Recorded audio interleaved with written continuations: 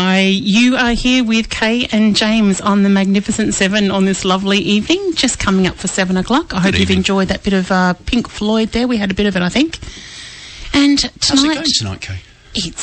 It is. So I have to do a station disclaimer, don't I? You do. Okay, ladies and gentlemen, our little plug-in, our little jingle that we normally play at top of show isn't playing today, so anything we say here cannot be attributed to the radio station at all. They are entirely Kay's, mine, and young Dez's perspectives and opinions. Yes. Good evening, Des. How the hell are you doing? Oh, great, James. Okay. Thanks Thank you for coming back. Bringing us along. Yeah, this is should be a hoot, I would have thought. Well, if the last 20 minutes are anything to go by, absolutely. It should be fantastic. Now, yes. James, before we introduce Des, yes. I think we should do a song. But before we do a song, we should talk about the theme tonight, because we're doing something a little bit different, aren't we? So, what we're going to be doing tonight is we're going to be referencing... You've got a purely photographic cover, and we've tried to choose iconic album covers. So the first thing that comes to mind for me is Eagles, Hotel California. So you've got this photograph of some hacienda-like building, which is sort of in dusk. So what was that Magritte painting, which is a similar sort of thing? It will come to me later. Mm-hmm. But you've basically got a couple of palm trees in the skyline, the picture of this hotel, a couple of lights on, the dusk light, and that's it. So iconic photographs on the front of album covers. Sometimes we'll choose the songs from within those albums, other times less so. But we're going to be doing that, and we're going to be critiquing some of the photos themselves, which is one of the reasons why young Des is here. Oh, thank you. And... So I know that our first song up is Glory Days. Do you want to talk about the album cover before or after we've listened to a sensational song? We'll do the song first. I like the way you work. Excellent. Let's do some little snappy buttons here and see how we go. Sounds promising. Sure does.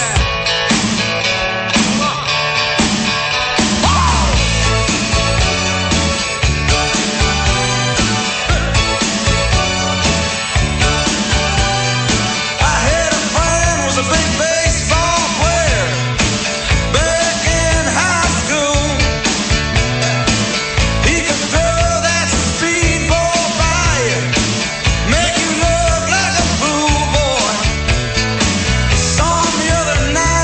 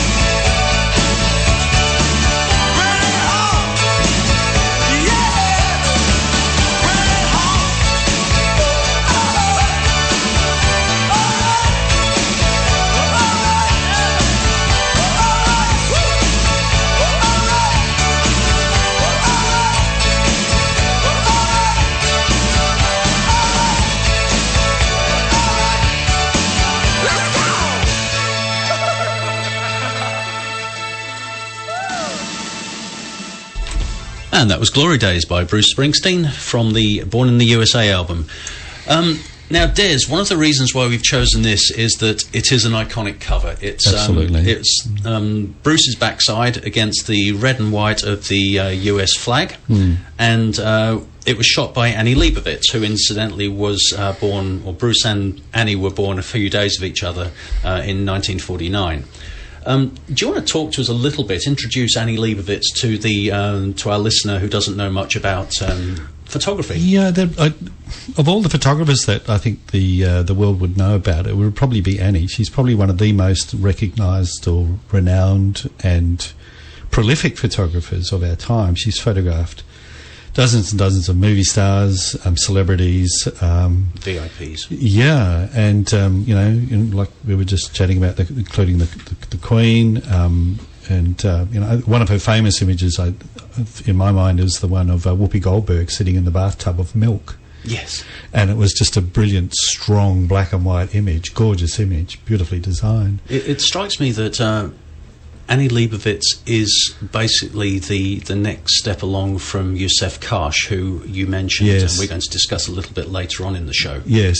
There's actually interesting when you go hunting for photographers that have photographed famous people. One mind that just came into my head then is Greg Gorman. He's like the LA photographer. And then something I think we might reference a little later in the show is Platten. And he's just such a prolific photographer at that high level, amongst other activities around the world. Yeah. But Annie is certainly, has been controversial, very much a commercial photographer. Yep. But she's only... I was going to say she's only recently started doing it, but she avoided doing fashion and high fashion work up until relatively recently, didn't she?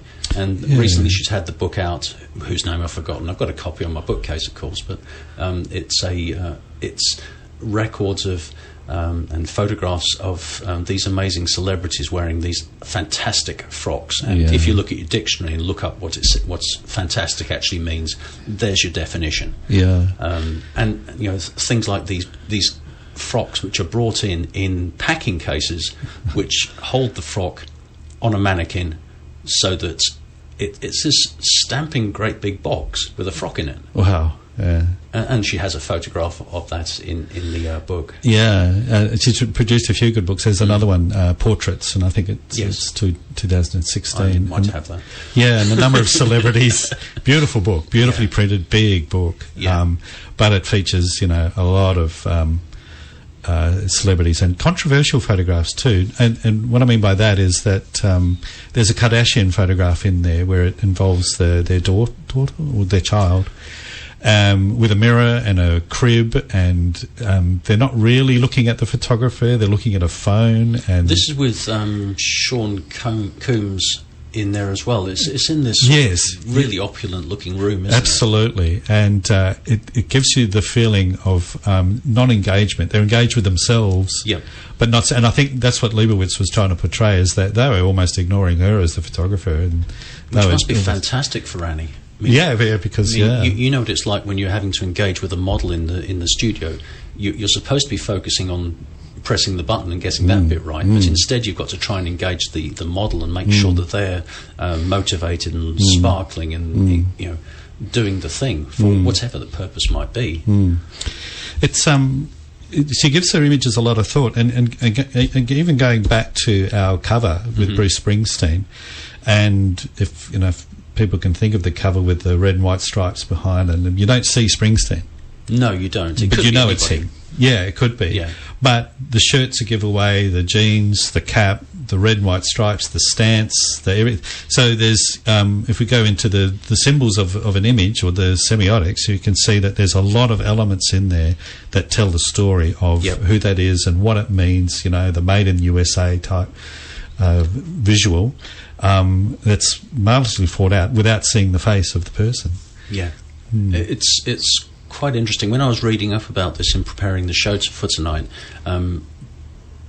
the idea behind it was to identify the familiar and the expected aspects of Americanism, because Bruce Springsteen is unashamedly American, and he also wanted to identify the fantasy of Americanism as well. Yeah. So this is perhaps the blue jeans, the white T-shirt, the baseball cap hanging out his back pocket against the tradition, the familiar of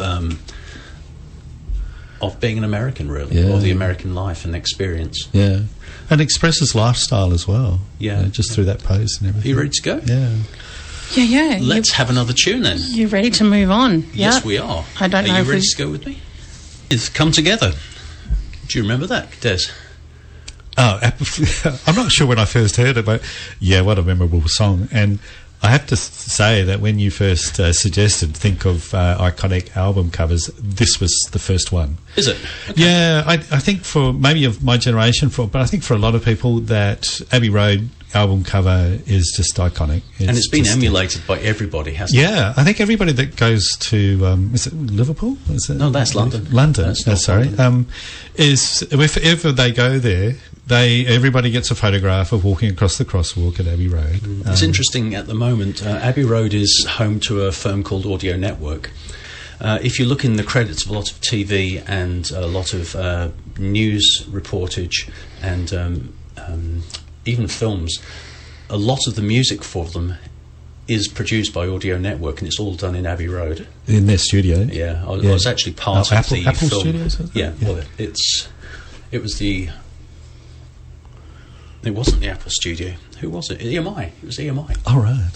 I was actually part of the first recordings for Audio Network back in the day. Wow. But it's really taken off now. Yeah. And I've got no financial investment, sadly, but it's the way it goes, isn't it?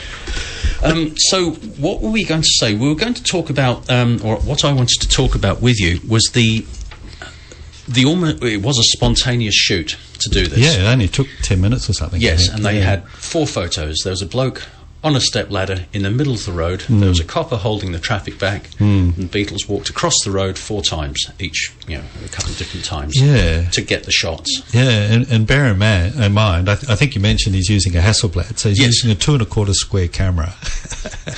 No digital back. Oh, no. And so he would probably be lucky if he fired off a roll of 12 exposures. Yeah. And getting it spot on. Yeah. So that would have been different skills for different times, I think. Yeah, but what fun. Yeah. Yeah. It sort of, what that says to me is that we're in an age now where anybody can be a photographer. Photography has always been democratic, but anybody can now be a photographer, and we'll argue the toss on this in a minute, I suspect. Yeah.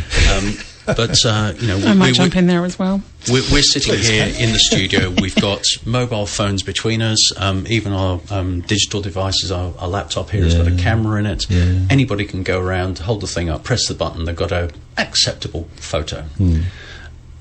I think what a lot of the time we're forgetting is that it's not the speed and the ability to press the button that makes us a photographer, but actually the skill to recognise and how to operate the gear to do it properly, if you like. Probably to put a finer point on it, and I'm not really disagreeing here, but what I'm suggesting here is that everybody can take a photograph, but are not necessarily photographers. And it's putting the point on that photography is not something that you might do, it's a way that you think. Yes. So we can all think like a photographer. Or think like a lens is a nice expression.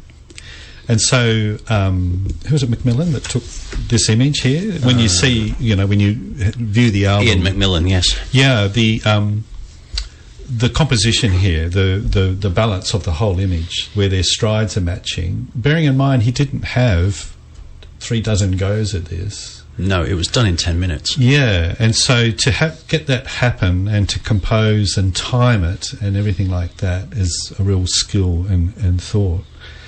Of course, it's a controversial... Do you want to get down the path of the controversy behind it? So the controversy behind the image is that it shows McCartney without any shoes on. Yes. For one thing. Yes. And so there's this whole controversy about, whole conspiracy about Paul McCartney actually being dead. Yes.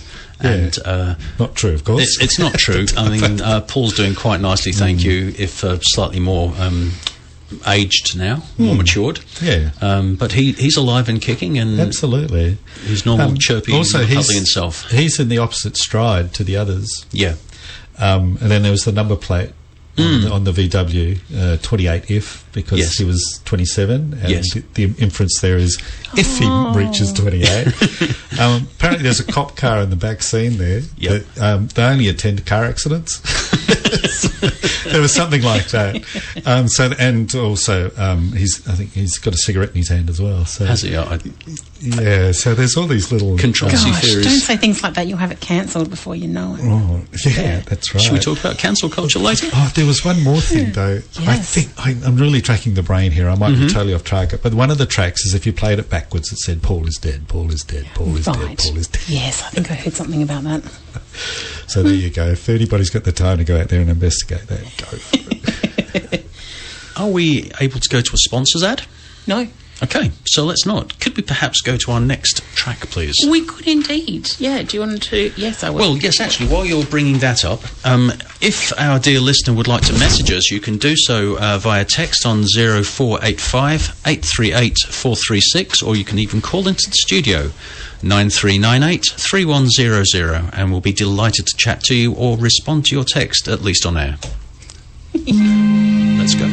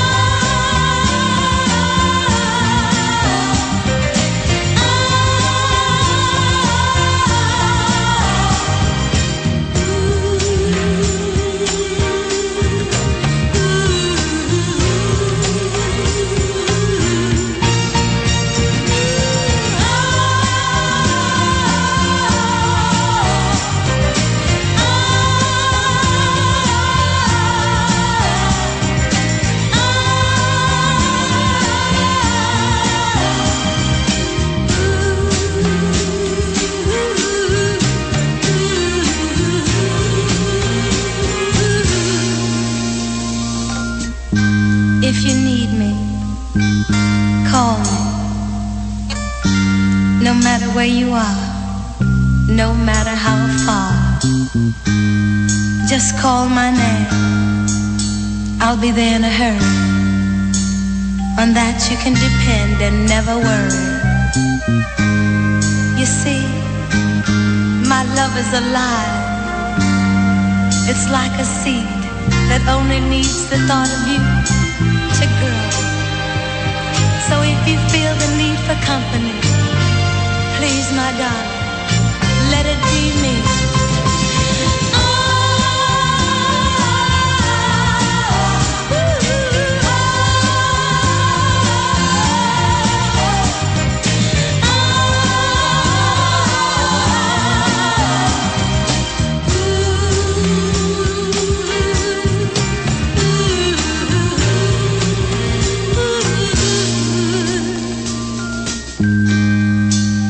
I may not be able to express the depth of the love I feel for you, but a writer put it very nicely.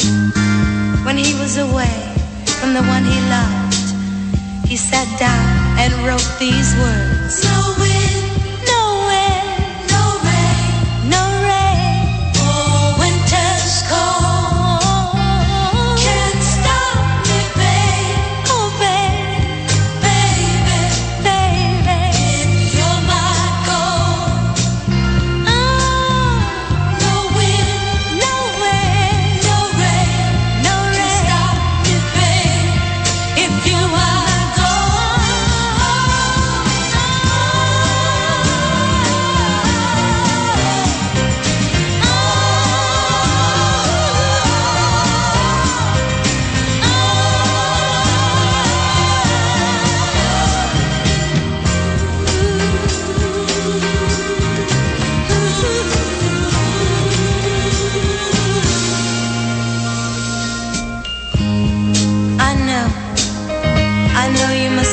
sun, wherever it leads.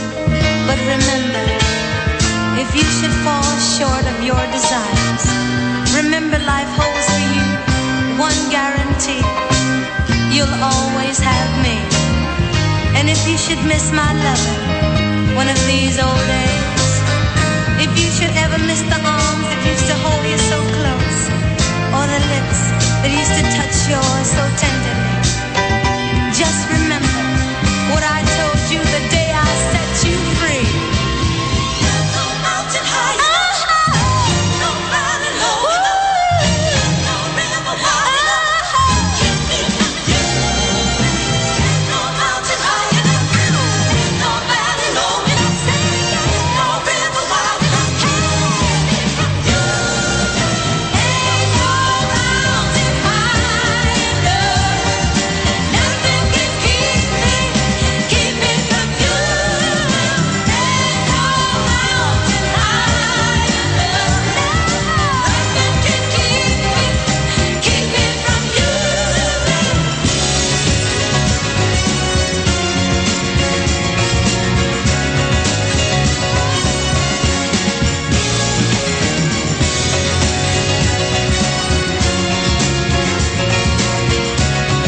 ain't no valley low enough, ain't no river wide enough to keep me from you. Ain't no mountain high enough, ain't no valley low enough, ain't no river wide enough to keep me from you.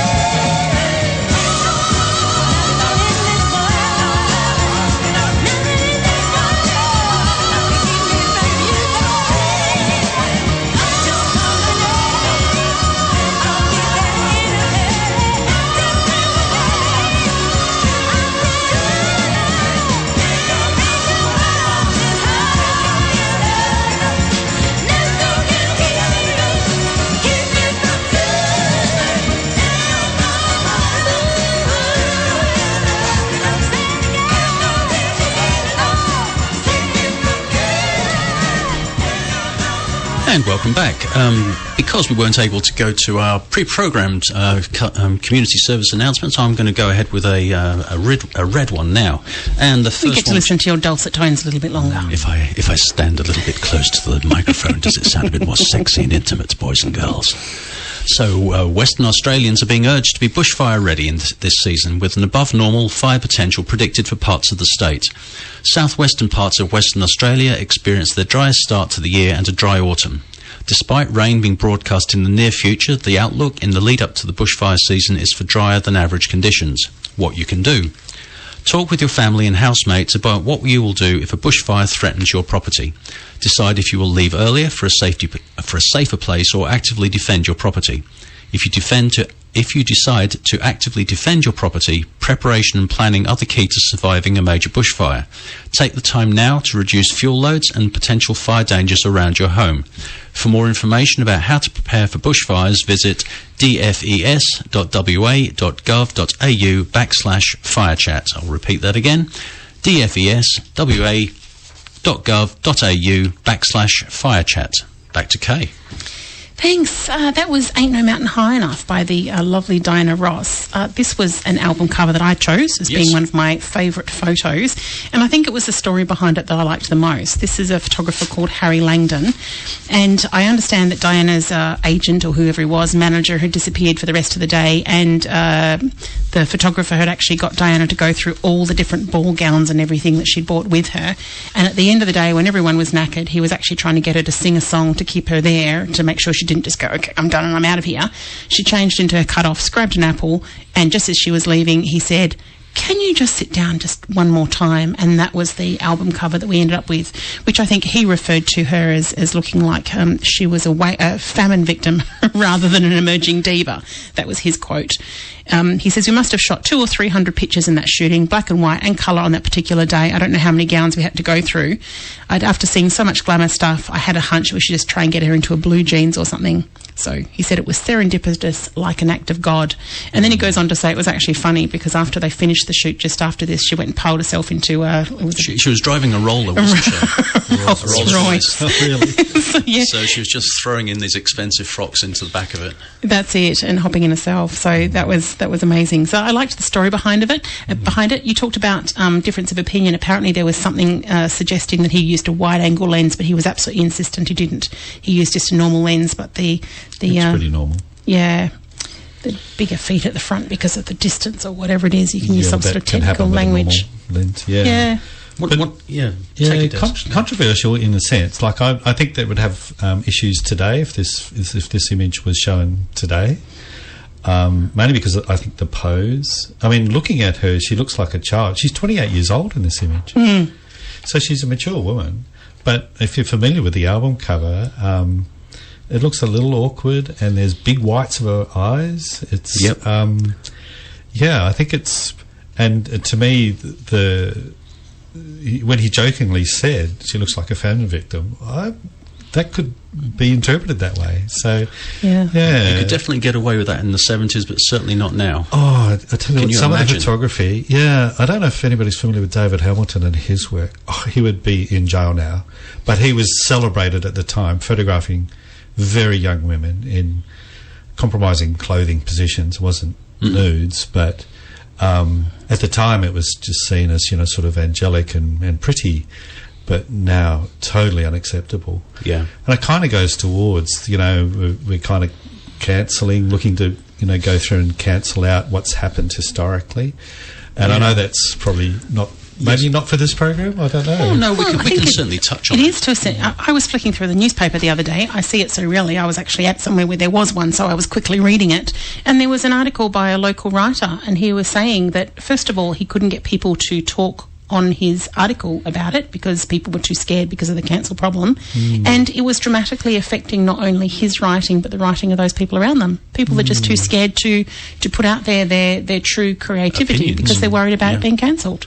Yeah, and that's a terrible state of affairs. We're seeing it currently with, Des, you mentioned the James Bond books being sanitised, if you like. So from the original Ian Fleming authorship, it's being sanitised. We're seeing the same with the Roald Dahl stuff. We're seeing a lot of it with the Penguin classics. So Penguin have interestingly reissued the uncensored version as well and called them classics rather than... And Disney is doing something similar, but Disney, I think, put a disclaimer up front where they don't edit it, saying there are phrases and terminologies used during this older movie that is currently not acceptable. But if the thing with, James Bond in the 60s and 70s and that was a misogynistic, racist man. Yeah. And if we sanitise the books or movies or anything like that, then that's kind of hiding what this person was like. I'm not saying or even suggesting that that's acceptable behaviour, but that was the behaviour back then. Of the time, yeah. And if we keep going back in time and trying to sanitise what happened... History, you're kind of hiding the wrong of it by today's standards. Yeah. And then the question will be, how far do you go back to the suffragettes and all those times where it just, by today's standard, a lot of those actions and activities and laws and everything, totally unacceptable, but they still happened.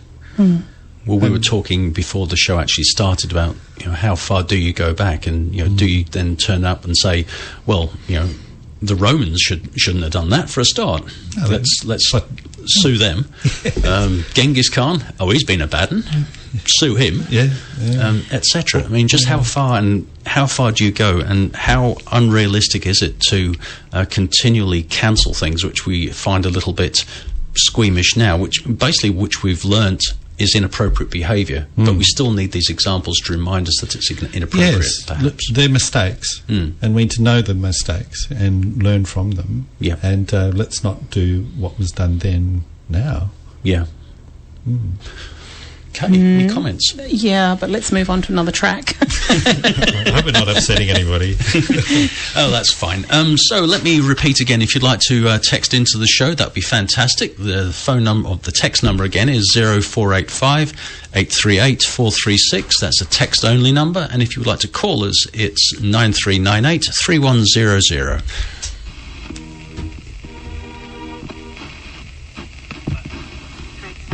And discipline remains mercifully.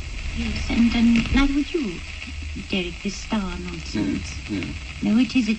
I'm sure of it.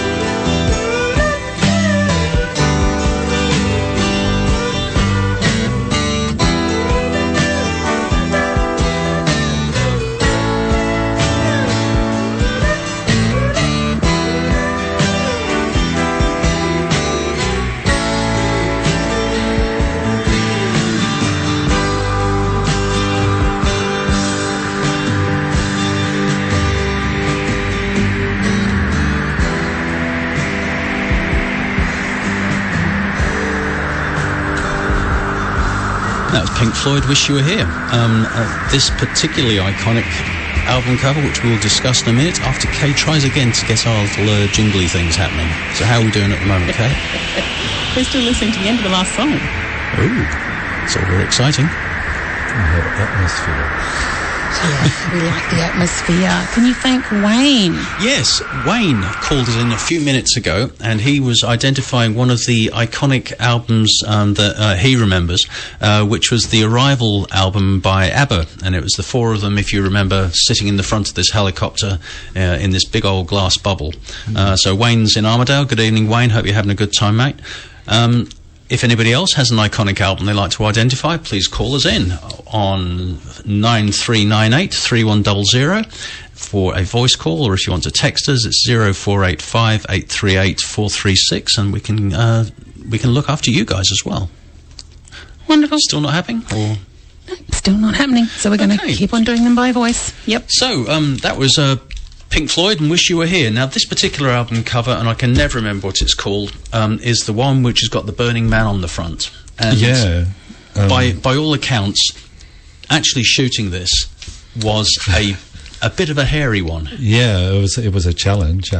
Initially, when I first got this album, actually, I thought it was the same guy, like a double, but I don't believe it is. No, it isn't. There's a model and a stuntman. Yeah. There.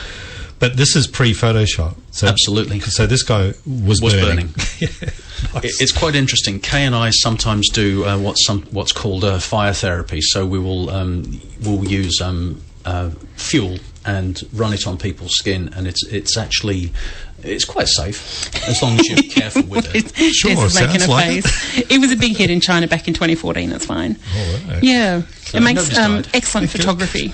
It does. So have you seen that photograph of mine, which is a girl sitting in a big ball of flame? Right. You've used that technique. Yeah. Right. So it's a lot of amazing. Fun. Yeah. But to shoot this one, what happened is that the that's guy. How they did that. No, this guy on the right here, and this is the one where he's standing in the middle of a bunch of warehouses, shaking the hand of a businessman, and the whole album concept is about isolation and absence. So the guy on the right who's actually burning is actually burning. So they've coated him in fuel, in a gel. And he doesn't. Normally, when you're doing this, you have to be moving so that the heat from the fire dissipates behind you. It doesn't concentrate on you. Whereas he's actually standing still there, which is really dangerous for which is a little bit stuntman. dangerous. Yeah. It's he described it at the time as being sort of par for the course for a stuntman. That's why you have a stuntman. Exactly. Man up, kids, for heaven's sake. But don't try this at home, though. Yeah, these days you wouldn't do it, and there'd be an awful lot of firemen waiting just out of shot and stuff. But it's fascinating.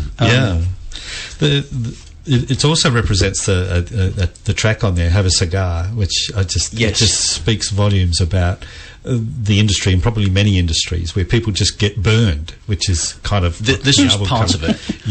This was one of the many iconic albums which were produced by a firm called Hypnosis in the 60s and 70s. Yep. They did a lot of for a lot of artists. Yeah, that's what they did. That was a speciality. This was another one, and this is what they came up with. In that song, Have a Cigar, which is basically about a promoter or a manager talking to the band. Yep. And he's just got all the rhetorical comments like, "You guys are amazing. You guys are great. Great. This is going to be really big. By the way, which one's Pink?" Yeah. Had no idea who the band members were. It's pretty much par for the course. Yeah, and you sort of think, I reckon that's some personal experience coming into a lyric there. I think so. When did you first hear that album? Oh, probably because you're a bit of a fan, 76. Yeah, it's interesting. I actually jumped onto Dark Side of the Moon first, and really enjoyed that. Yes, and like we were just saying off air, is I probably would have picked that album, except it's not a photographic album cover.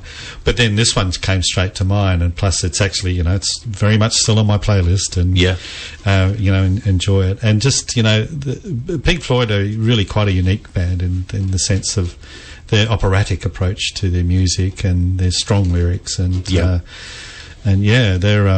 they're a band that's going to last the ages. I would have thought, become classical. I have a theory that a hypothesis, which I'm going to turn into a program at some point, that classical music is actually popular music that has become so well known and so accepted by society that it is now the thing, and we're actually beginning to see that more and more often. And going back to the Beatles, I think that would be part of that there's still current generations are enjoying current music, but also still enjoying an appreciation of the music, the good music that was in the 60s, 70s, 80s, etc. And it's quite fascinating and quite joyful to see that music's being enjoyed by younger generations. I was listening to something on YouTube the other day, and it was a Dutch music school, music college, and they've reorchestrated a piece of pop music and done a really good job of it. Oh, cool. And one of my beefs, if you like, is that I really hate when an orchestra is brought in to do a cover or play along with a pop group, and all you get is a string bed beneath it, or it's fairly banal. More symphony than... And what they've done here is they've actually used the orchestra as the instrument that it should be used for, which is really refreshing, and it actually reinvents the orchestra. It gives them so much more potential.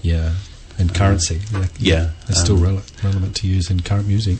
Yes. So let's hit another song. I'm going to sneak a song in here that James isn't expecting, because then we're going to go to another chat with Des. This will be exciting. I hope so. This is actually off the Pearl album, which I also reckon was an excellent photographic cover. Baton Rouge, waiting for a train, and I was feeling near as faded as my jeans. Bobby thumbed a diesel down just before it rained and rode us all the way to New Orleans. I pulled my harpoon out of my dirty red bandana. I was playing soft while Bobby sang the blues. Windshield wipers slapping time, I was holding Bobby's hand in mine. We sang every song that Javi knew. Freedom is just another word for nothing left to lose. Nothing, don't mean nothing, honey, if it ain't free. No. Yeah, feeling good was easy, love, when he sang the blues. You know, feeling good was good enough for me. Good enough for me and my Bobby, yeah. From the Kentucky coal mine to the California sun, hey, Bobby shared the secrets of my soul. Through all kinds of weather, through everything we've done, yeah, Bobby, baby, kept me floating over. One day up near Selena Sloan, I let him slip away. He's looking for that home, and I hope he finds it. But I trade all of my tomorrows for one single yesterday, to be holding Bobby's body next to mine. Freedom is just another word for nothing left to lose. Nothing, that's all that Bobby left me. But feeling good was easy, loud when he sang the blues. Hey, feeling good was good enough for me. Good enough for me and my Bobby, yeah. La da da, la da da da, la da da da da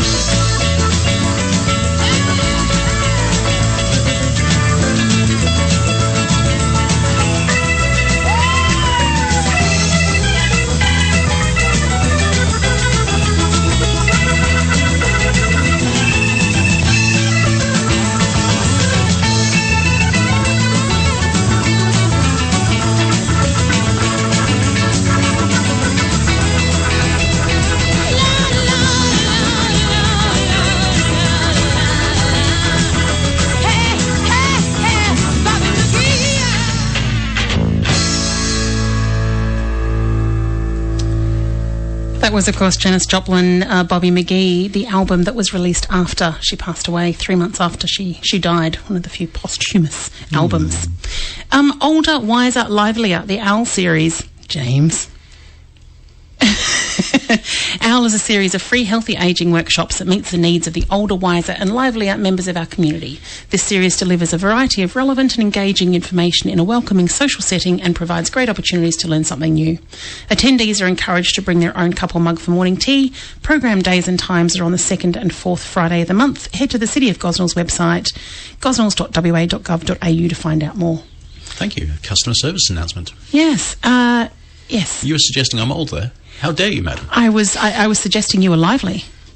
I think sprightly is the term I meant to use. Sprightly is meant to be insulting and yet nice. You feeling sprightly tonight, Des? Oh, absolutely. Fantastic. It's a fine, balmy evening. And of course, if you're feeling sprightly and you have a couple of hours to spare and you'd like to join us here at 107.3 HFM, the voice of your community, then please give us a call or text the number that James gave you before and come and give us a hand. 0485 838 436. We have lots of volunteer roles available at the moment. So, Des, every time we come on, James likes to ask, what do you think, if you could, be in charge of the arts for the day, or be in charge of the, what would you change? What sort of decision would you make? Oh, probably a lot of consultation, to be honest, and I'm not sure if enough of that's happening with the coalface, with the people that deliver the service. I'm really talking about teachers, educators and things like that. Because you are an educator, aren't you? Yeah, probably as a bit of background, I've been a TAFE lecturer for about 8, 9, 10 years, something like that. So, I've had a bit of experience in the training sector, you might say. And it's kind of interesting to see where it's heading with that. So, but previous to that, I ran a photography business for 30-odd years or something, so it was all the business. And then... That was me thinking you're only like 30, 35, something like that. Mate. Actually, we didn't do much of a bio at the beginning. You probably have some interesting stories to tell with your career. No, I wouldn't suggest nothing you're prepared to share with the world, clearly. I'd probably have to think about it, sanitise it, make sure it's all kosher. Good point. But I do have a thing about, and I think a lot of people do have a thing about the education. That system. I presume we're not talking about teachers, we're talking about the system. Yeah, the system itself. Yeah, there are some amazing teachers and trainers and that, and we're very lucky to have them. But I'm not sure. Someone quoted to me, they said, the education system is well designed for preparing people for the Industrial Revolution. Yes. And we're thinking, it's not going to really help that much now. And it's the way, someone mentioned to me, 1986 was a prominent year for education, and it was the year Netscape was released, a browser. So what it meant was that information, and this is where we live, the world we live in, information is freely available. If we're not sure about something, if we want to look it up, it's easy. But before that, we relied on being informed of knowledge and information. So for schools just to deliver information and knowledge is not enough, because we can do that without schools. What I think school teachers and people that are involved in education, their role is really to facilitate the learning of the student, to inspire, to challenge, to coach, and information is part of that, but embedding it into ways of going about things. And one of the people I've referred to, later on we'll talk about Ken Robinson, who's who's an inspiring man. Sadly, has passed away.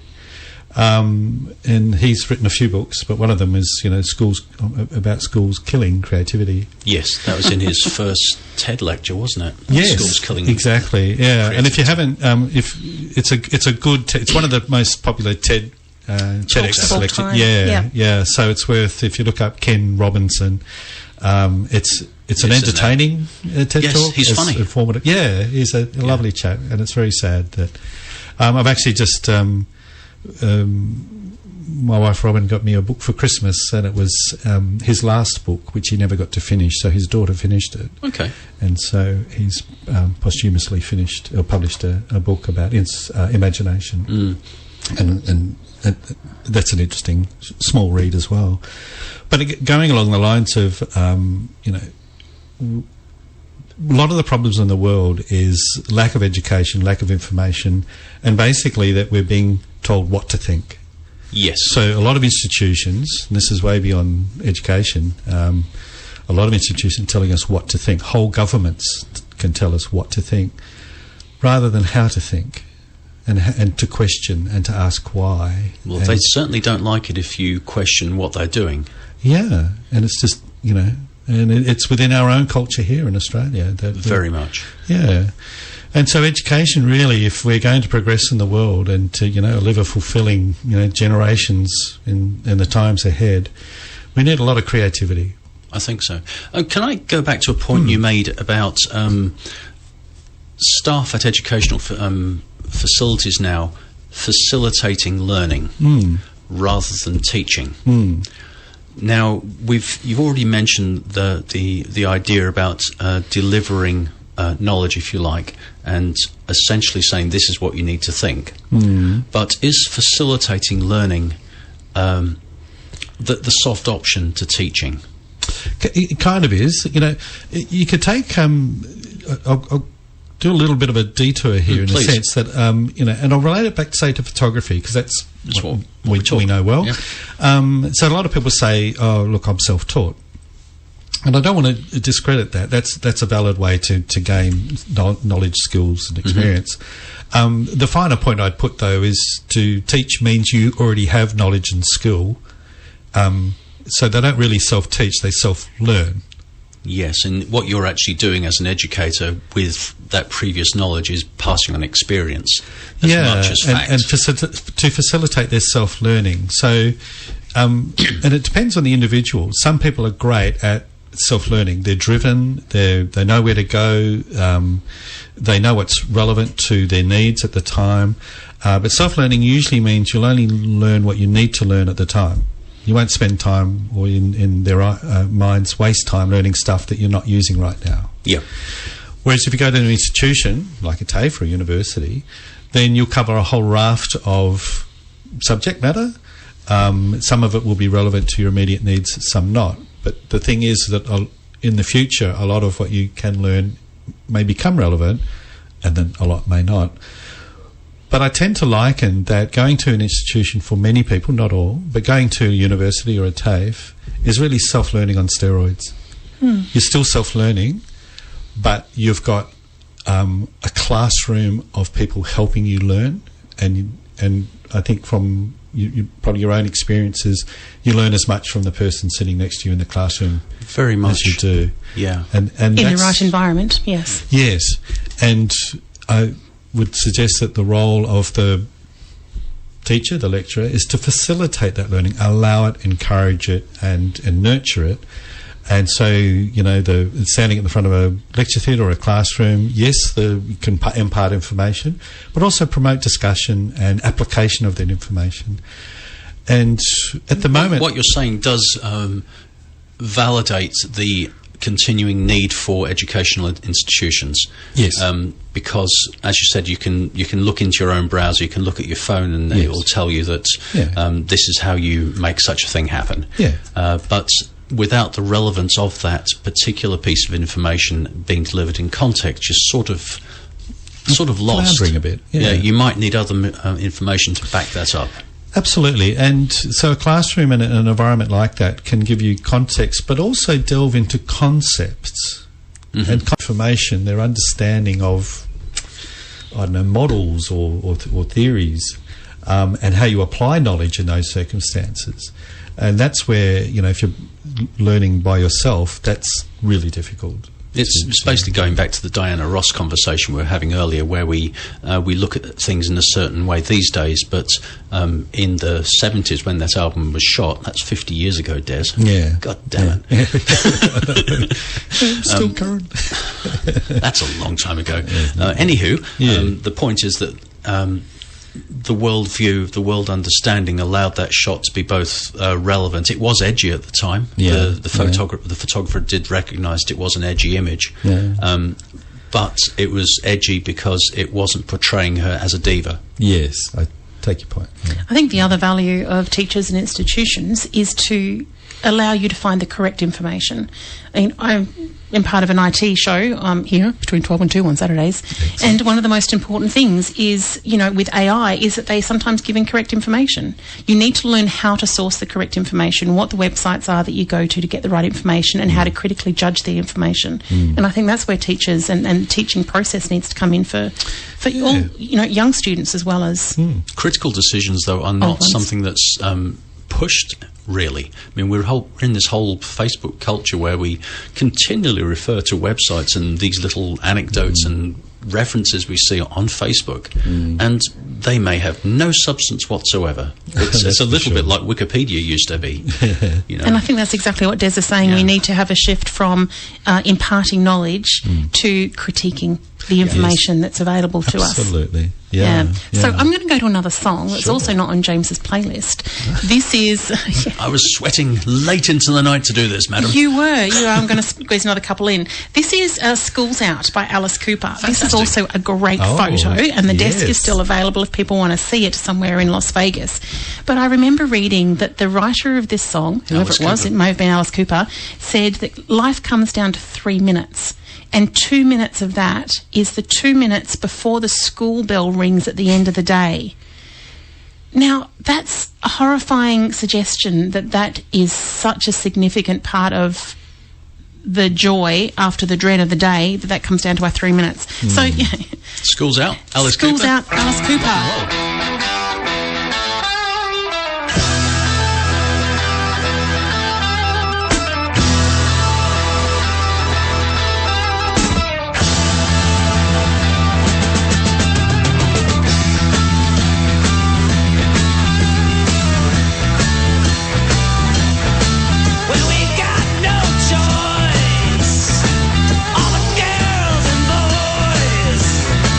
Making all that noise.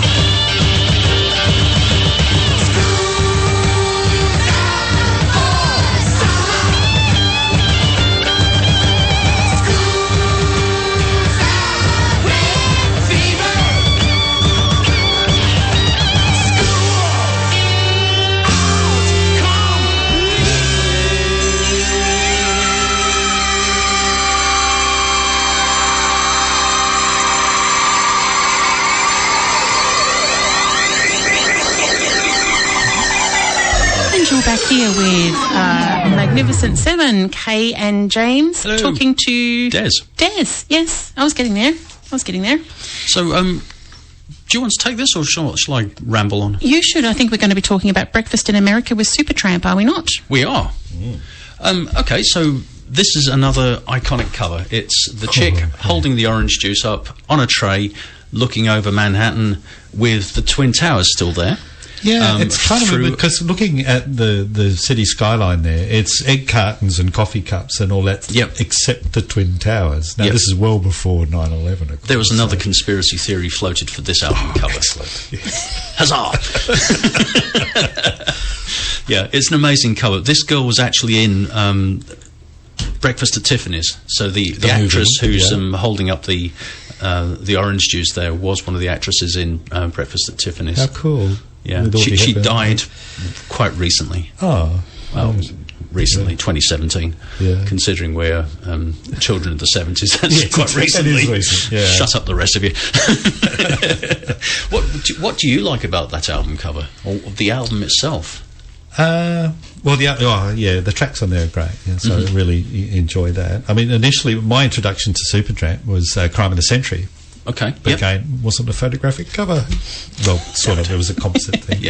And lived by that album for years. And then this was just a natural follow-on and just as good. Yeah.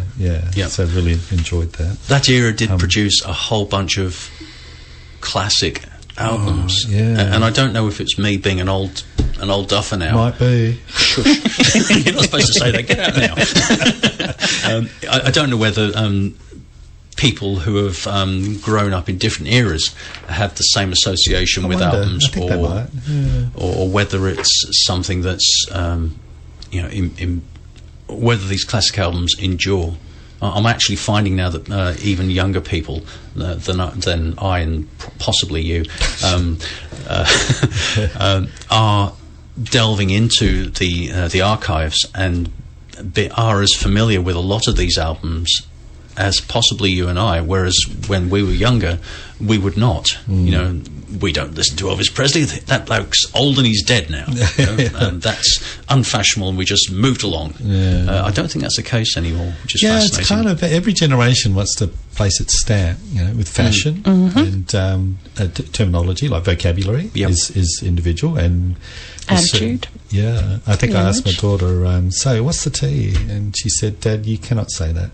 It's not for your generation. Spill the tea. It's what's the goss. Oh, right. Yeah. Who knew? Yeah. Not me. No, I certainly didn't. It's lifetime of learning, as you were saying. Yeah, it is. Yeah. So but the tracks on this, Raining Again was just a real treat. Do we have a track for this? We're actually Breakfast in America. Yeah. You happy for that one? Oh, more than elated. Rock and roll. Excellent.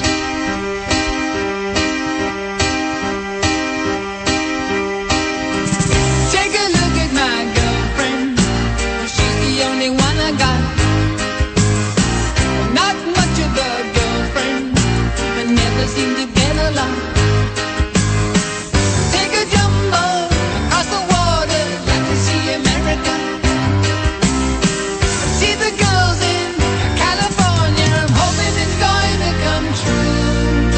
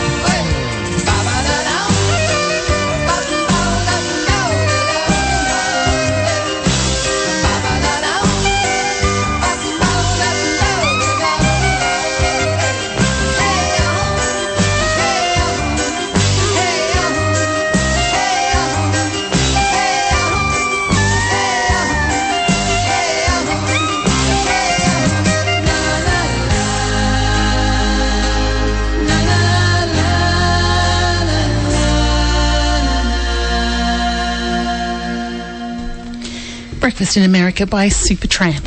Recognisable.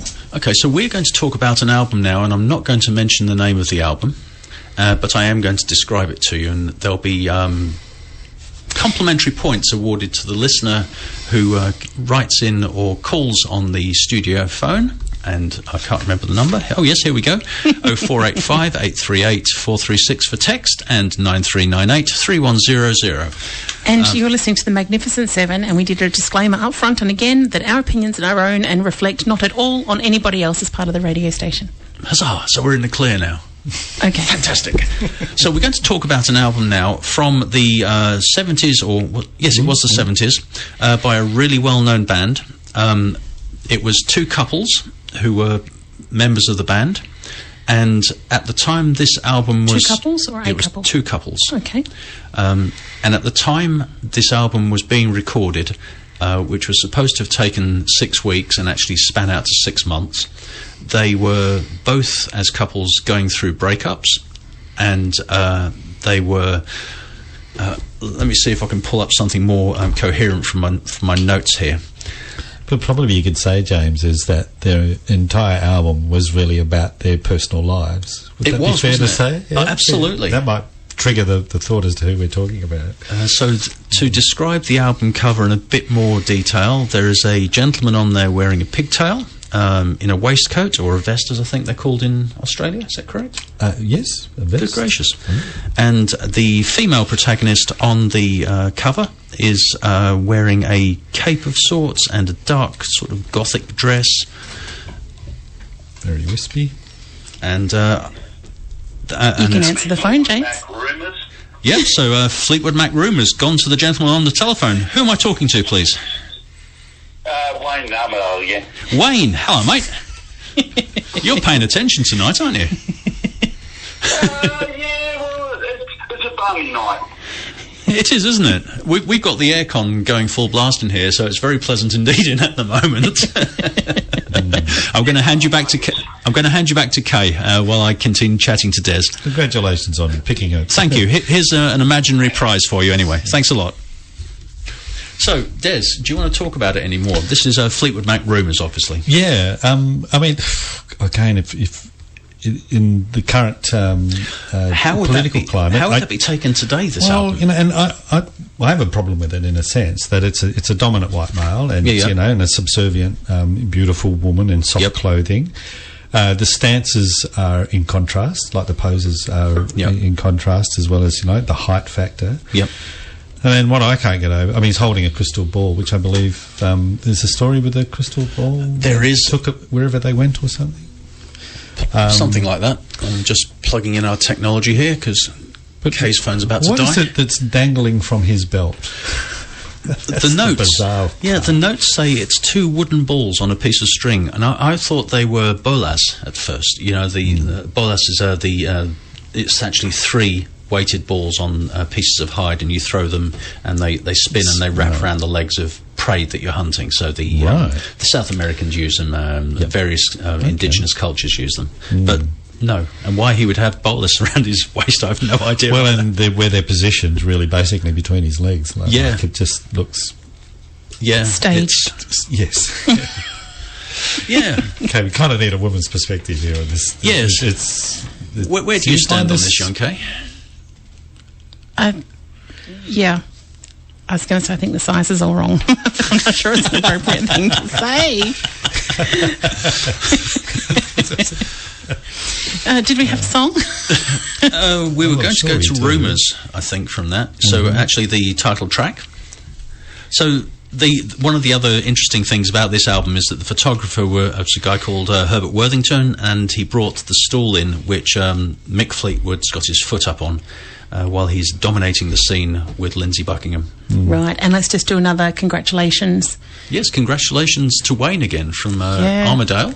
He says he's enjoying a balmy night, and it's always balmy in Armadale, one way or the other. Gossangedi. Yep. Here we go with Rumours, Fleetwood Mac.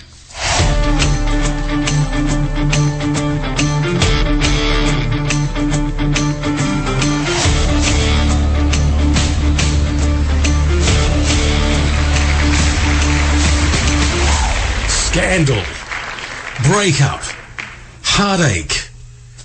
Here it is.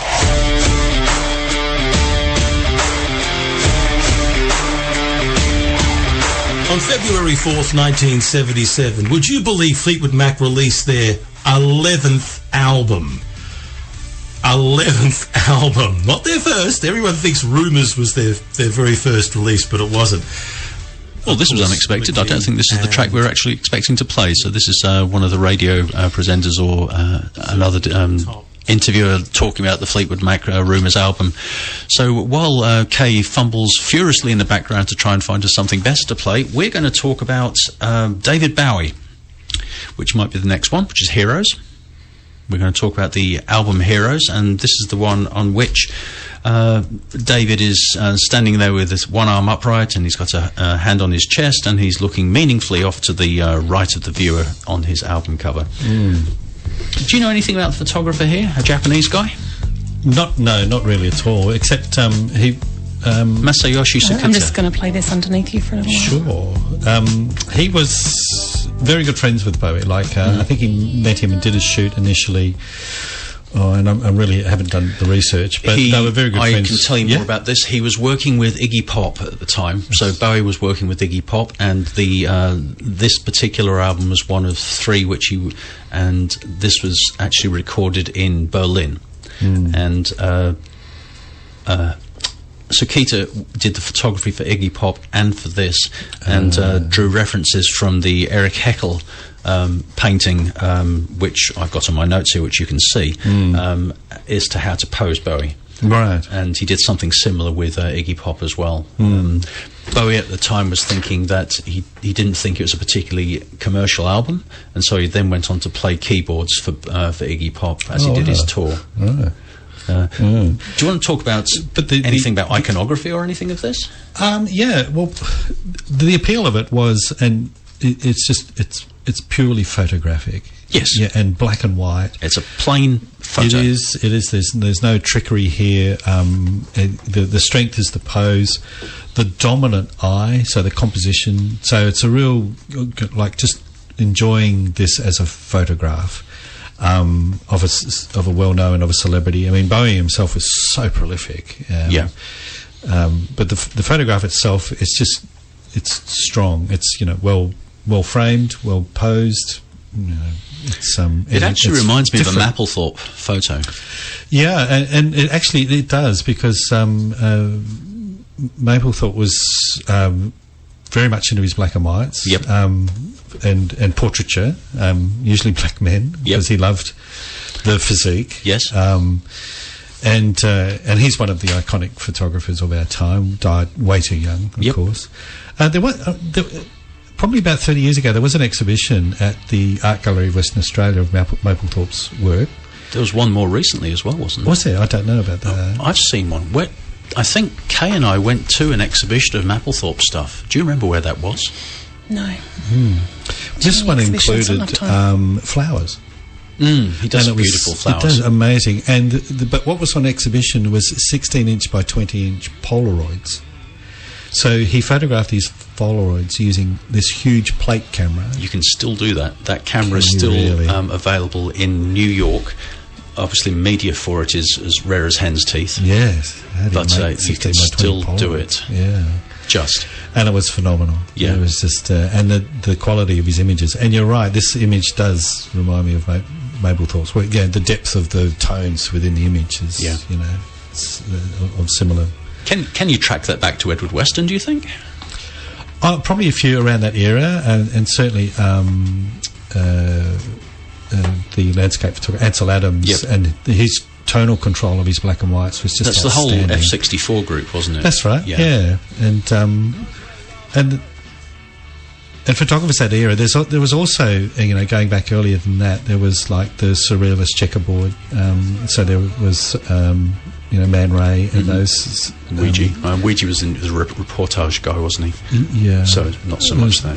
A lot of other artists as well, and it was a movement, a very strong movement that influenced art to this day. But there was just an expectation, a level of quality about the reproduction of those black and whites that is so endearing. I mean, if you see a true silver gelatin black and white print now, it just has a rich depth to it that is hard to replicate in a digital format. Do you think that there is that we are in a photographic age in the same way now? In what sense? Well, in the same way that the F64 group was all about extreme darks and extreme highlights, so they used the whole tonal range of the emulsion to portray the subject matter. Do you think we're in a similar sort of... I don't know. I hope we are. Because, in recent years, it's been the other way, where it's been desaturated blacks and quite milky-looking images. And that may well appeal to a lot of people, but probably, my generation is used to those deep, rich tones. I certainly prefer to produce work which uses the full width of tones available to us. It's going to be. I think you might have a future program around photography and the influence of artificial intelligence, because it has been discussed. Yeah, I think that's. And it's a pleasure being here. Thank you. Well, always. Thank you so much.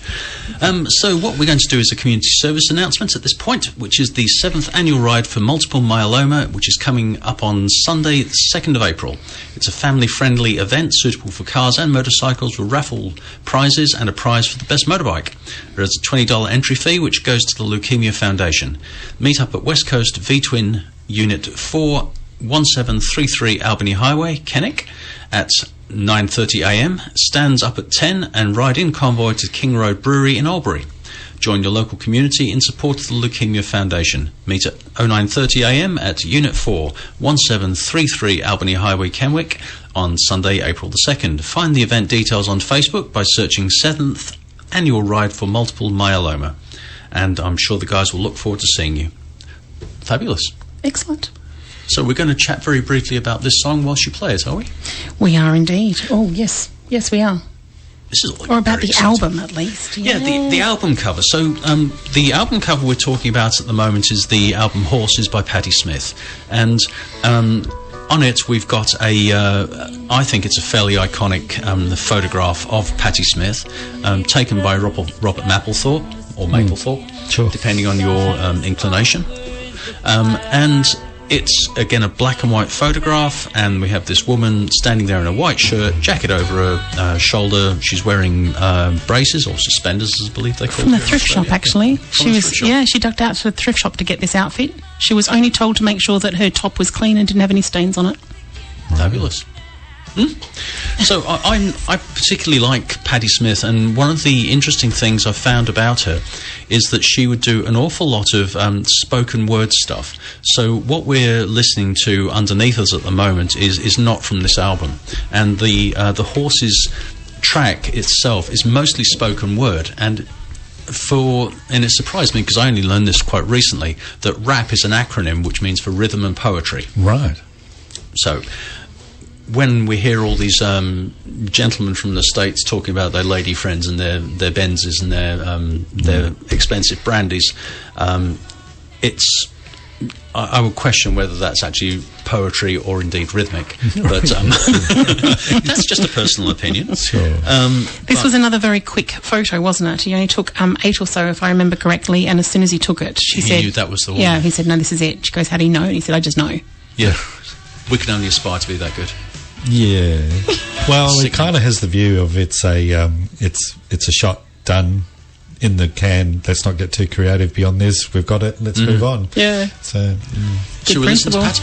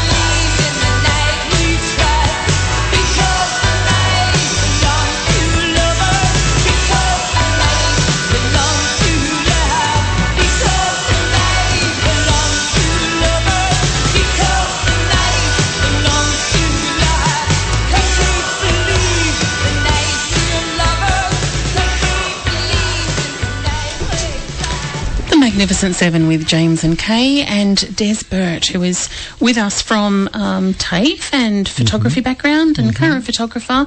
And now, I have been on the socials recently because I'm involved in a radio show on Saturday, 12 till 2. And a great show, too. And that's right. My socials tell me that you are part of a group that's actually got a video course coming up. But you're a photography group. Tell me about how the photography group is doing the video course and how this relates to the group that you're involved in. Sure. So as time moves on and, technology changes, and the life of a professional photographer very much involves video now. Not the same as a videographer might do. It's actually almost a different view of the world. Okay. So most photographers professional photographers are often asked to shoot video as well as stills. And so certainly at TAFE, that's part of the training is in part of the course to do the shooting, the editing, the sound, to a fundamental level. Nothing, it's not going into broadcast television or anything like that. But it is, if you ask a lot of working professional photographers, the requests from their clients is we would like both, and we basically we don't have to employ two separate people. So, well, there'd be a lot of professional photographers employed now for social media, wouldn't they? To produce social media for small business? No, getting a frown, not so much? Yes, yeah. A lot of businesses, and there's a lot of content creators, will create their own visual content. And that's sort of a burgeoning area. Like a content creator is, if you do a search on Seek, there are jobs out there. You're seeing it all the time, aren't you? And certainly as a photog, we're seeing more and more often that if you're going into a shoot, and I'm quite interested in doing food photography at the moment. A lot of the people who are looking for that work to be done are also wanting video material provided at the same time. So when the chef comes wandering through from the kitchen to deliver it to the studio, they want to see that movement so that they can have those quick video cuts to add into their social media or to add into the website, and when it gets put on the stage or on the set where the material is being photographed, they'll use that movement to create media, create content for social media. And it's not as though stills photography is regressing and videos taking over. In fact, not at all. And it's interesting, if you observe the nightly news and we hear reports from overseas on events and that, they will often be using stills rather than video footage. Because stills still have it's an impact of a moment in time, and that won't change. That's what stills are. And we can pause time and observe and understand a moment, and it can be more effective in communicating a message, a narrative, or something like that. But yeah, so the organisation that you mentioned, Pro Photography WA, is relatively new. It's coming up to a year old. And so it's a new organisation that's trying to, and it's certainly the intention to design events and courses and education to assist the current pro photographer. And the event that you mentioned, I don't know, do we mention commercial businesses in the photography world? We can mention them in passing. Yeah. We'll just whistle quietly while you do so. I'll leave that up to you. No, you're welcome to mention them. So I think it's important. In collaboration, it's in collaboration with Team Digital is putting this event together, and we do work with other other suppliers, traders, and that throughout the community. And so in this particular event, they're organising this, and it's primarily for the Pro Photography WA members. Other people can attend as well. I believe I have a ticket, so I'm another member. Excellent. Yes. Well, you've probably paid a bit more then. I have paid more than nothing, which I think is what you pay if you're a member. Exactly. So yes, I did pay more. Another bonus for being. So, ideally what the association is looking for, it's not for profit, nobody gets paid, it's purely designed to support professional photography because, we're going through a lot of changes. The next event that we're talking about, similar to what we were just talking about, is the effects of artificial intelligence on photography and how photographers can adapt to it and use the tool. I wanted to get to that one as well. Yes, please. So that's in the planning stages, so that's, keep an ear out for that one. If you want to keep up to date, if you don't want to join, then jump on the website, which is, can I plug that one? Yep. www.prophotographywa.com.au, and you can subscribe. In other words, it's no cost. So this is also for non-professional photographers, isn't it? If they want to, bear in mind that the organisation is for pros. So we'll talk about things like business and and professional development, and that may not interest a lot of, say, enthusiasts. But we will cover technique and things like that. So if they, if they don't want to say, look, I'm not a pro photographer, but I'm interested, then simply subscribe. You'll get the newsletter, and you'll see the events. And if there's anything that's appropriate for yourself, then you could inquire about that. Mm-hmm. There's a lot of great camera clubs along, and probably they're more designed for enthusiasts and very talented creative photographers that don't want to go down the financial side of running a business. Mm-hmm. So it's not intended to be elitist. It's not like, pro photographers and enthusiasts. It's not like that. It's just that pro photographers, there's a strong business side to their activities, and so we need to facilitate how you price your work and how you price your art, and whether your work is commercial or if it's artistic, contracts and marketing and all of that. And if I was just wanted to be the photographic artist, that stuff would drive me nuts. I wouldn't be interested in it. Well, one of the things that I've struggled with is understanding, or even beginning to understand, how to put a price to anything. And it's like the comments at the top of the show when we were talking about it takes fractions of a second to press the button on a camera, and yet we charge significant numbers of money to do that. But what you're buying as a client for a professional photographer is not just that fraction of a second. You're talking about the 20-30 years they've been training to learn how to do it that quickly. Yeah, exactly. And it's like a lot of professions, if we're in the like accounting, for example. Yeah, yep. and like if I go to the dentist and we kind of have an idea of what the costs are there, but we're not paying for the time in the seat. Bear in mind that what we're really paying for is their knowledge and expertise. Yeah. That's what the time component is something that as society we don't need to focus on.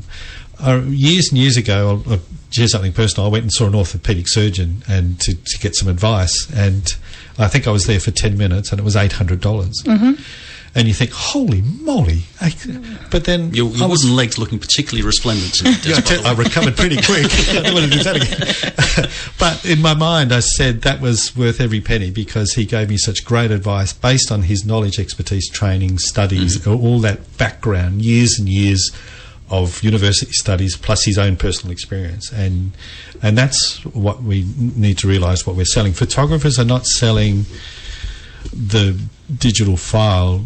We're selling the experience, the knowledge, the design, the artistry, and all the background of equipment costs, business costs, overheads, insurances, but also the time spent when we go do the shoot and we're sitting back at the studio in front of the computer and finishing the job, so taking it to the next level. And the client doesn't necessarily see that, but that's what you're employing somebody like that for, and their creative thinking. Yeah, we had Mark and Judd in last year, was it? It was last year. Time flies when you're having fun. Yeah. And one of the things they said, and one of the things I think is actually on the website, is that many of the photographers work in isolation. So you're there, you get the call, come and do the job, you go and shoot the job, you spend the next day or two editing it down and making your product the professional product you need it to be. But you're sitting there alone. Yeah, it's very isolating. I'll go back to the good old days of film. And I remember them, sadly. Yeah. And one of the neat things was that, say we shot a job on the weekend, like a wedding or something, and then Monday morning we'd be off to the lab to drop off the film. along with every other wedding photographer that shot over the weekend too. And then the next 2 hours would be spent out the front of the lab having a good old chinwag about how it all went, swapping information, networking. And digital removed that. And it's when you make your point of that we're working in isolation, yes, we are. And photographers, you know, I think we're very lucky in WA. There's a good community. There's a willingness to give and share information by most. And organisations like the Pro Photography WA thing, it's largely a networking opportunity. If you're stuck, or if you don't know what to do, or you just need some inspiration, or what better way to do is find a bunch of like-minded people that drag them down a photography geeks. And just, you know, share the passion, share the worries, and find the solutions.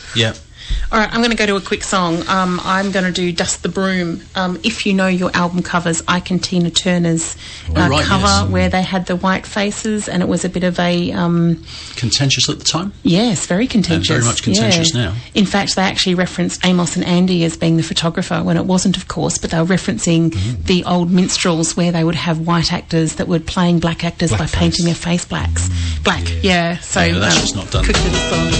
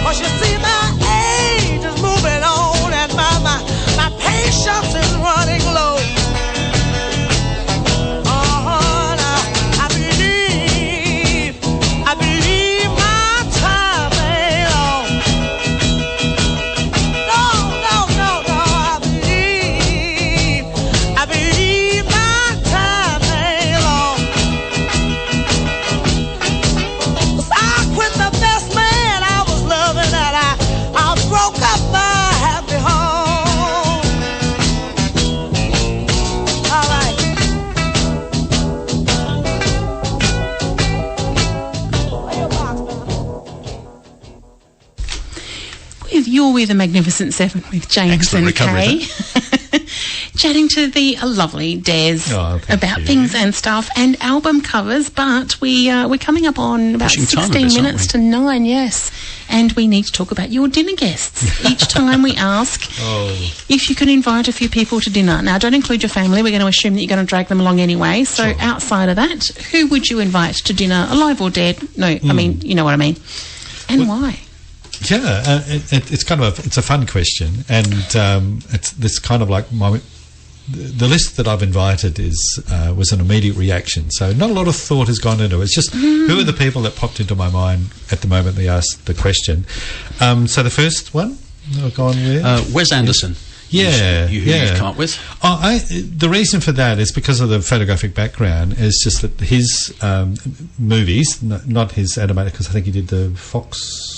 I really don't know too much. What I will say at this point is that Andrew, who also presents on this show, is a keen filmmaker, and he's he's trying to enthuse me to take part in a film project he's in at the moment because he thinks I can transfer my still skills into driving a video camera. I'm not convinced. I don't think that I'm the best person for the job. However, it's interesting that some people do it. And I'm absolutely going back to your comments about video becoming more and more relevant to a still photographer. I did a shoot this weekend, which was all video. I took a couple of stills, incidentally, but it was all video. It's like a nasty rash that you just got to scratch, you know. And it's actually going to go to a commercial, that footage. So I'm editing it down, cutting it up, fantastic. And that's going to go there to you go. Commercial. Proof in the pudding, eh? That's it. So for those of us who are not photographers, who is Wes Anderson? So nice. Well basically, back to Drake. She's good. Is he a director, cinematographer? He's described as an American filmmaker. Films which are known for their eccentricity and unique visual and narrative styles, often containing themes of grief, loss of innocence, and dysfunctional families. That's why I haven't heard of him. So, the Grand Budapest Hotel, I think, is the one that really comes to mind. Is him. That's a fantastic movie. Visually amazing. Yeah, and that is Wes Anderson at his best, and that's the way he shoots.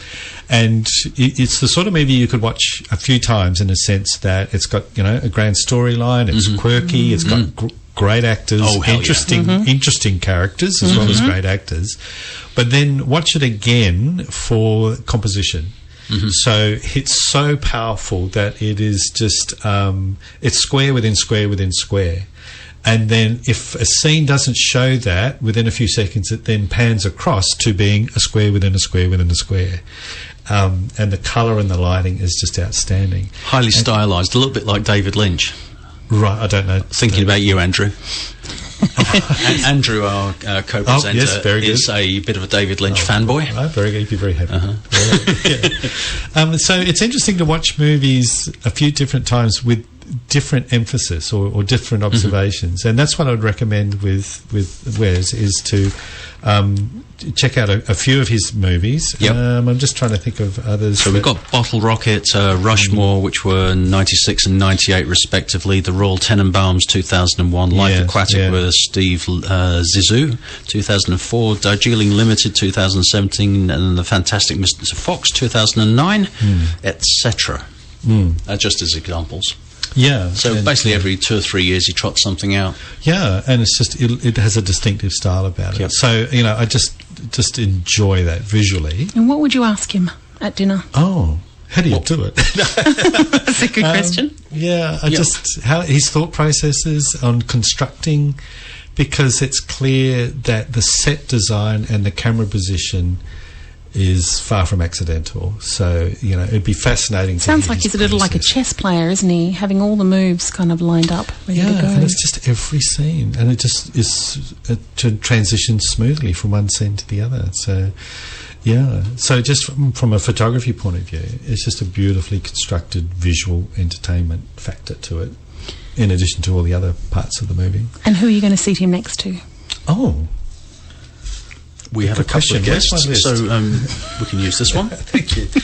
Well, I tell you what, who would be good is Joseph Karsh. So, because they would be very different people. So, do you want me to talk about? Actually, no, probably Platten. Let's talk about Platten first, and then come back to Karsh. So Platten is eccentric. Like, just as a person, he's out there. Like just for him to talk to you. He's Greek. His father was an architect. His mum was something to do with graphic design and the arts. That would help, But I don't know much about him. He has such a high level of intensity. So that when he's... there's actually a great... on Netflix, there's a great series called Abstract, The Art of Design. And every episode is like it's on graphic design. And then there's a 45-minute segment on Platten. And it shows... They interview him. In fact, they show him doing Colin Powell's portrait in his studio. Right. And what's interesting, he's a very much a contemporary photographer. He's sought after. He's photographed every American president going back to certainly George W. Bush, and since then. And intense portraits. Like, he has a distinctive style. Is he known for using a really old camera, like a film? Yes. I have seen this documentary. It was brilliant. It is. So he uses a Hasselblad camera, a 500 ELM, which is film-based. And so very old technologies. He then has a scanner that he purchased from NASA, so it's high-end. I'll tell you a story about a CD player from NASA. Well, the Apollo missions were all shot on Hasselblads. So they brought the film. Yeah, exactly. They left the camera on the moon, and there's something like 5 or 6 of them up there. Yeah, I think they're free. So go and pick them up. Help yourself. Bit of dust, but blow it through. Yeah, that's right. And so he would scan the films to then create the digital files. So, but when you watch the series and he's interviewing Colin Powell, he's in his face, and Colin Powell, the look on his face is going, "What WTF? This guy is off the planet," because he gets reactions from his sitters that you wouldn't normally get, and he's not intimidated by the hierarchy of the person, president or. Street vendor. He treats them the same. But what's really strong about Platten is his editorial work, his documentary work. He travels to some third world countries and conflicts, and just as a photojournalist now, a complete different genre is just outstanding. So well worth checking him Does out. Does he shoot that on the Blad as well? I actually did my initial photo training on Hasselblads. Oh, really? So it was 500 CMs, I think. That's it was. So the cheap ones. But they're amazing cameras. Yeah. We've got to rush along. Oh, bad James. Sure. Okay, so that was Patton. Yes. We've got 2 more at least. Yeah, I probably just mentioned them. So Ken Robinson, he's the educator that we were talking about earlier. I think he's just had an amazing influence on creativity. Check out his books. And his TED Talks. Yes, definitely. The Element is, if you've got children, read that, because it talks about people like Richard Branson, who's dyslexic. Who's the Apple guy? Jobs? Yes, Steve Jobs. Yeah, no, Steve Jobs was university dropout. Yep. It's just proof upon proof upon proof that academic training isn't for everyone. I'm not dispelling academic training. It is there, and it serves an excellent purpose. We need it. But it's not necessarily for everyone. And so there's other avenues. The educator Howard Gardner identified 11 different types of intelligences. Yes. 11 different types. Academica is one.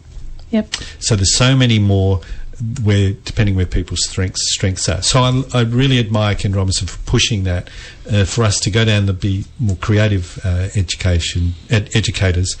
And so this is what you were talking about with the STEAM rather than STEM. Yes, in the earlier comments. Yeah, it's kind of interesting. It's that STEM, science, technology, engineering, maths.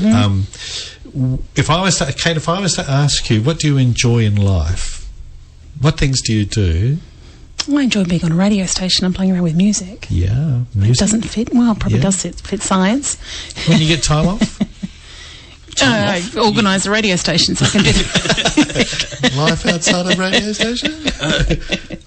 No, I take your point. We work very much in this headspace of the engineering and the technology and that sort of thing. We do. Often the downtime needs to be catered for as well. Exactly. So I think that if we go at the end of the day, what might we do? We might listen to music, watch a movie, read a book. Yeah. Here we go. Arts. Talk to friends, communicate. Yeah. Yeah. And so, bottom line of this, I'll cut this short, is that STEM really provides the operating system from which we live our lives. What we enjoy in life, what gives us real meaning, is the arts.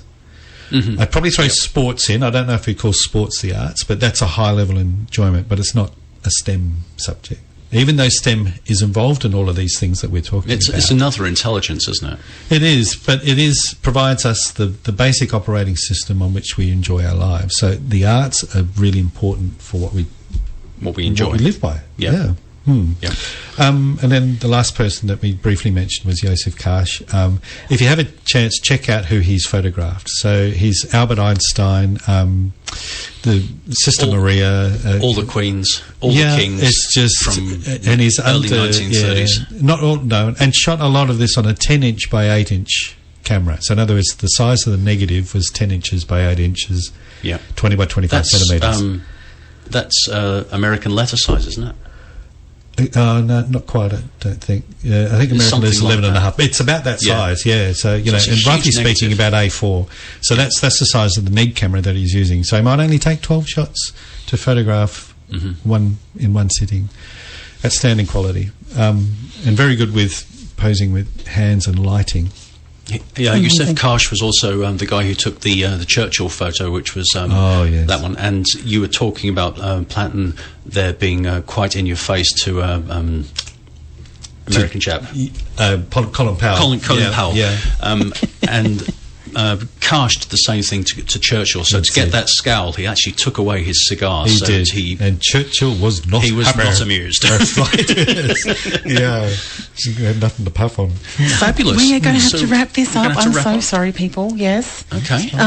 We have 4 minutes to go, and we have some chalky talk you have to do, and then you get a song. And you were hoping for London Calling, but you're not going to get that, James, because you talked too long. Sad face. Yes, James is sad face. Thank you very much, Des. Absolute pleasure. I know that PPWA has also got a competition or something coming up soon, but we're not going to have time to talk about that now. So that's maybe next time you're on, people could get on the socials and be aware of that. Yep. For photographers, there's a competition coming. You need to be aware of it. Excellent, wonderful. Don't forget Magnificent 7 next week, Tuesdays from 7 till 9, making IT easy, of course. I've mentioned it twice already. This is third. Saturdays from 12 till 2. We're going to be talking about how the iPhone 14 can now ping satellites for emergency SOS. Going to the theatre, movies, using tech to help you, Easy Park and Transperth. And our theme is going to be money, money, money. That's it for us.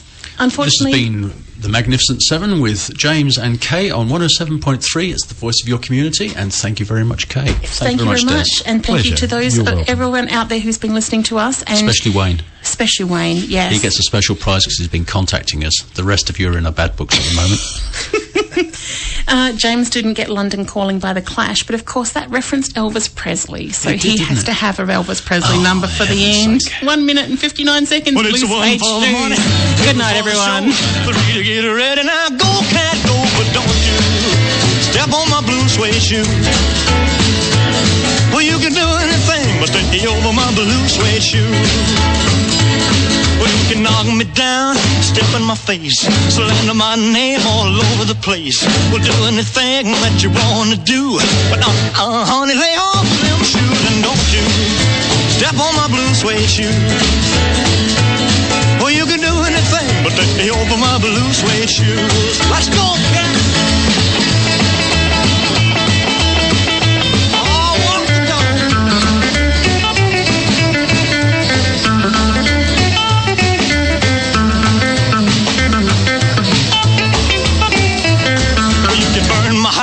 Steal my car, drink my liquor from an old fruit jar. Well, do anything that you wanna do, but honey, lay off of my shoes and don't you step on my blue suede shoe. Well, you can do anything but stay over my blue suede shoe. Rock it.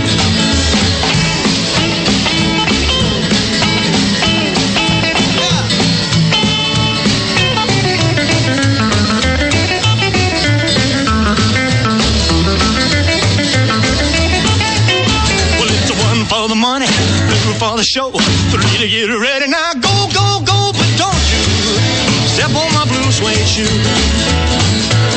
Well, you can do anything but stay over my blue suede shoe. Well, it's blue, blue, blue suede shoes. Blue, blue, blue suede shoes. Yeah, blue, blue, blue suede shoes, baby. Blue, blue, blue suede shoes. Well, you can do anything but stay over my blue suede shoes.